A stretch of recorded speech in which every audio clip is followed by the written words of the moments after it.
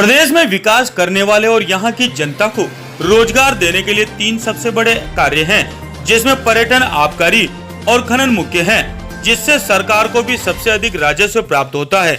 लेकिन सरकार की ढुलमुल नीतियों के चलते पर्यटन के लिए सड़कें नहीं हैं और सड़क बनाने के लिए खनन सामग्री, यह सब कार्य यहाँ पर अपने आप विकसित किए जाते रहते हैं। परंतु आज सरकार की ढुलमुल नीति के कारण कई वर्षों से हरिद्वार का सबसे बड़ा खनन क्षेत्र बंद होने की कगार पर है या कहीं तो बंद भी हो चुका है। बस क्रेशर की जगह अब वहां खेती करनी बाकी है। हरिद्वार जनपद के अंदर करीब 120 टन क्रेशर लगे हुए हैं, जिसे लगाने में लगभग 1200 करोड़ रुपए क्रेशर व्यापारियों ने इन्वेस्ट किया हुआ है। परंतु कई वर्षों से क्रेशर बंद रहने और खनन कार्य न होने के कारण आज क्रेशर की मशीनों में जंग लग चुका है। हरिद्वार के सबसे पुराने अजीतपुर, कटारपुर, बिशनपुर, टांडा और भोगपुर क्षेत्र के करीब 60 स्टोन क्रेशर सालों से बंद पड़े हैं। खनन कार्य भी पूरी तरह से बंद है। क्रेशर वालों का दर्द है कि क्रेशर बंद होने से लाखों रुपए का बिजली का बिल बकाया है और बैंक के लोन की किस्तें भी नहीं उतार पा रहे हैं। वहीं क्षेत्र के कई दर्जन गांव के लोगों को भी रोजगार की समस्या का सामना करना पड़ रहा है। उनका कहना है कि खेती को जंगली पशु नहीं छोड़ते और सरकार ने खनन पूरी तरह से बंद कर दिया है, जिससे उन लोगों के आगे रोजी रोटी की सबसे बड़ी समस्या आ खड़ी हुई है। नवभारत समाचार हरिद्वार से अर्चना ढींगरा। उसका अभी तक कोई समाधान हुआ नहीं है और हम अभी उम्मीद करते हैं कि कोई ना कोई उसका अच्छा निष्कर्ष निकलेगा। देखिए, हम लोगों की एक हमेशा कोशिश रही है कि जो वन विकास निगम द्वारा, गढ़वाल मंडल निगम द्वारा जो सरकारी चुगान है, जिसकी परमिशन सुप्रीम कोर्ट ने भी दी है, एनजीटी ने भी दी है, हाई कोर्ट ने भी दी है और स्वयं सरकार ने अपने 2016 दिसंबर के में आदेश जारी किया था इसको चलाने का, तो उसको सुचारू रूप से चलाया जाए ताकि जो बेरोजगारी का संकट यहाँ पे चल रहा है उसका समाधान किया जा सके। सरकार को जो राजस्व का करोड़ों रुपए का नुकसान होता है उसकी क्षतिपूर्ति हो सके। और सबसे बड़ी बात, देखिए, हमारी जो स्टेट की अर्थव्यवस्था है ये 3 बेसिक चीज़ों पे टिकी हुई है। शराब, दूसरा आपका ये जो टूरिज्म है और तीसरा जो आपका है ये खनन है। अब जो टूरिज्म की जहाँ तक बात है, हम कितने दुर्भाग्य की बात है, हम अपने हाईवे का निर्माण केवल पिछले 7 साल से इसलिए नहीं करवा पाए कि हमारे पास मटेरियल की उपलब्धता नहीं है। जिस जिले के अंदर 120 क्रैशर लगे हुए हैं, लोगों ने 1200 करोड़ रुपए इन्वेस्ट कर रखे हैं हम क्रैशर वालों ने, और जहां पे मां गंगा के अंदर इतना मलबा आया हुआ है जिसको एनजीटी ने कहा साफ करना है, और साफ करने के एवज में सरकार को 300 करोड़ का राजस्व हर साल का मिलना था और उनके पास मटेरियल नहीं है।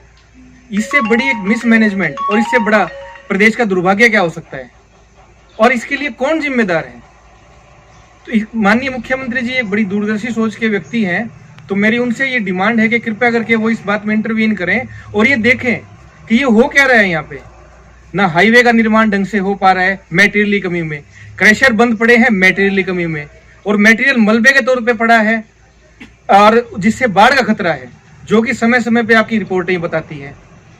तो इसमें हमारा माननीय मुख्यमंत्री जी से और सेंटर में मोदी जी से इनसे विशेष निवेदन है कि कृपया कुछ इंटरवीन करें, वही इन चीज़ों से हमें निकाल सकते हैं। अदरवाइज तो यहाँ पे किसी को कोई फर्क पड़ नहीं रहा है। क्रैशर, देखिए, हमारी कुछ बुनियादी मांगे थी। एक तो जो ये क्रैशर की जो नीतियाँ हैं, वो नीतियाँ पूरे देश में अध्ययन करके इस तरह से बनाई जाएं जो प्रैक्टिकल हो, जो व्यावहारिक हो, जिसको एक सिस्टमेटिक तरीके से फॉलो किया जा सके। जैसे अब हमारे यहाँ इन्होंने कई चीज़ें बड़ी उटपटांग कर दी जो शायद कहीं भी नहीं है। इन्होंने कहा कि आप लोगों को अब रिन्यू करवाने हैं, जब क्रैशर को रिन्यू करवाते हैं फिर बोलते हैं भंडारण को रिन्यू करवाना है, फिर ये कहा जाता है कि आप इसकी फीस, हमारी 30 लाख रुपए फीस कर दी रिन्यू कराने की। अब इतना पैसा, ये जो कोरोना काल में सरकार को दिक्कत आई, कोरोना काल में हमें दिक्कत नहीं आई क्या? हमारे पास कहाँ से आएगा इतना पैसा देने के लिए? लेकिन ये लोग कुछ समझने को ही तैयार नहीं है। ऊपर से हमारे क्रैशर बंद पड़े हैं, फिर ये बोलते हैं कि आपको मटेरियल लेना है तो पट्टे वाले से एग्रीमेंट करना पड़ेगा। अब पट्टे यहाँ चल नहीं रहे, हम किससे एग्रीमेंट करें? वन विकास निगम का ऐसा कोई प्रावधान है नहीं एग्रीमेंट करने का। तो हमारे तो 15-20 क्रैशर तो ऐसे जो रिन्यूअल बिना पिछले 1.5-2 साल से अप्लाई कर रखे हैं, उनका कोई रिन्यूअल नहीं आ रहा है। लाइट के कनेक्शनों की स्थिति यहाँ पे ये है कि माल काम ना चलने के कारण सबके यहाँ 15 लाख 20 लाख लाइट के बिजली के बिल हो चुके हैं, जिनको भर पाने में लोग असमर्थ हैं। इन लोगों की आखिर गलती क्या है? मोदी जी पूरे जगह जगह जाके दुनिया में बोलते हैं कि आप हमारे यहाँ इन्वेस्ट कीजिए, हमारे यहाँ व्यापारी आए और इन्वेस्ट करें। अरे जो डोमेस्टिक इन्वेस्टर हैं उनका आप लोगों ने क्या हाल कर दिया? 1200 करोड़ रुपए इन 120 क्रशर वालों ने हरिद्वार में लगाए हैं, तो उनके लिए क्या जिम्मेवारी है इनकी? हम इनसे कुछ अलग चीज नहीं मांगते, जो कोर्टों ने कहा है, जो इनके खुद के आदेश हैं उतना ही फॉलो कर लें। हमें माइंस, हम ये नहीं कहते कि इनकी जो माइंस है ये सब हम चलाएंगे। जो सरकारी प्रावधान है, इनकी सरकार वन विकास निगम है, जो वन विकास निगम इसको चलाए, और जो लोग हैं जो इस पे डिपेंडेंट है, कम से कम 1 लाख लोग जो डायरेक्ट टोकरी पंजे वाले मजदूर हैं, उनको यहाँ से रोजगार मिले। बेरोजगारी का संकट दूर होगा, पलायन का संकट दूर होगा, आपका हाईवे बनेगा, आपको राजस्व मिलेगा। इसमें नुकसान किस बात का है? सब तरह की विन विन सिचुएशन है, लेकिन पता नहीं क्या बात है और इसमें कौन अधिकारी शामिल हैं या इसके क्या षड्यंत्र है। तो ये सारा तो एक जांच का विषय है, जिसको माननीय मुख्यमंत्री जी को जांच करवाना चाहिए। और खनन कार्य सुचारू रूप से 2011 में से बंद है। 2011 में वन विकास निगम और गढ़वाल मंडल विकास निगम की EIA एक्सपायर हो गई थी। उसके बाद सुप्रीम कोर्ट ने और भारत सरकार ने कुछ गाइडलाइन जारी की, और दुर्भाग्य की बात यह है कि गढ़वाल मंडल विकास निगम ने तो अब तक फाइल अप्लाई ही नहीं की है। 9 साल से फाइल अप्लाई नहीं की है, लगातार 9 साल तक। एक अगर झोटा बुग्गी वालों को यहाँ पकड़ते हैं, उससे वो 50 रुपए के राजस्व की चोरी करता है, उसे 15 दिन तक जेल में रखा जाता है, उसे टॉर्चर किया जाता है। 9 साल के अंदर जो ये 1800 करोड़ रुपए का नुकसान हुआ, कोई जिम्मेदार नहीं है क्या इसके लिए?